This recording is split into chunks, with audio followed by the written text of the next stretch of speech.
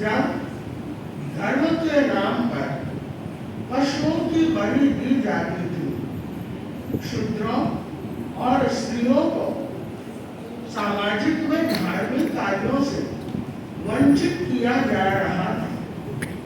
दास प्रथा, जाति प्रथा और पुरुषवाद के अनैतिक कार्यों से मानवता निष्प्राण होती चली जा रही थी। ऐसे समय में भगवान महावीर ने एक क्रांति की मशाल लेकर के इस धराधाम पर अवतरित हुए। ये प्रकृति का नियम है कि धरा जब जब विकल होती, मुसीबत का समय आता, किसी की रूप में कोई महामानव चला आता। जब धरती पर अन्याय बढ़ता है, शोषण बढ़ता है, अत्याचार बढ़ता है, तब कोई न कोई महापुरुष अवश्य अवतरित होता है। भगवान महावीर क्रांति के महापुरुष थे, तो शांति के पुरोधामी थे। उनका कर्मशील मन संसार के प्रत्येक प्राणी को दुखों से मुक्ति दिलाने के लिए द्रवित हो उठा था।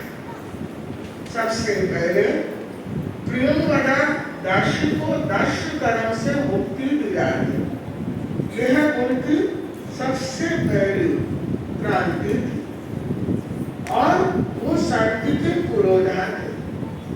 जब महावीर ने जन्म लिया तो उस समय नारकी में रहने वाले नारकी जीवों को भी शांति का अनुभव हुआ।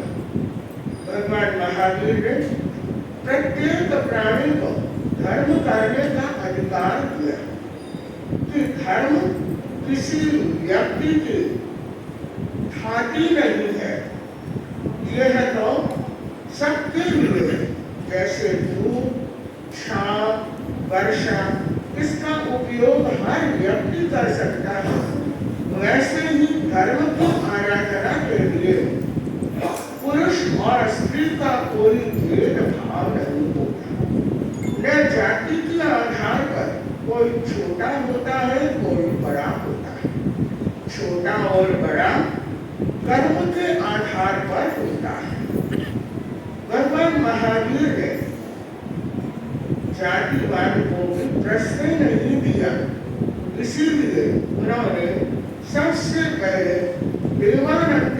देवानंदा ब्राह्मणी की कुक्षी में अवतरित हुए, उनको मातृत्व दिया और जो ब्राह्मण इंद्रभूति आदि ब्राह्मण थे, उनको अपना शिष्य बनाकर के गणधर नाम से उनकी पहचान बनाई और हरिकेश जैसे चंडाल होने के बावजूद भी उनको पूजनीय बना दिया त्याग की महत्ता से।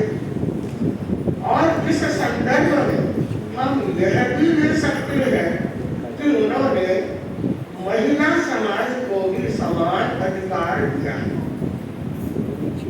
उन्होंने अपने धर्म संघ में चंदन माला को दीक्षित किया और साध्वी समाज का नेतृत्व सौंप कर साध्वी प्रमुखा के रूप में बना दिया। यह सबसे बड़ी एक क्रांति के रूप में ही कही जा सकती है कि भगवान महावीर ने ऐसे ऐसे कुछ कार्य किए जिनसे भगवान की महनीयता आगे से आगे बढ़ती है। भगवान महावीर उस युग में महान युग पुरुष थे। उन्होंने सही समय पर जनता का सही ढंग से जनता को उद्बोधन किया। मानव कल्याण के लिए उन्होंने 3 महत्वपूर्ण सूत्र दिए: अहिंसा, अनेकांत और अपरिग्रह। उन्होंने केवल अहिंसा का उपदेश ही नहीं दिया, बल्कि पहले उन्होंने अहिंसा का जीवन स्वयं जिया। उनके जीवन का प्रत्येक पड़ाव अहिंसा से ओतप्रोत था।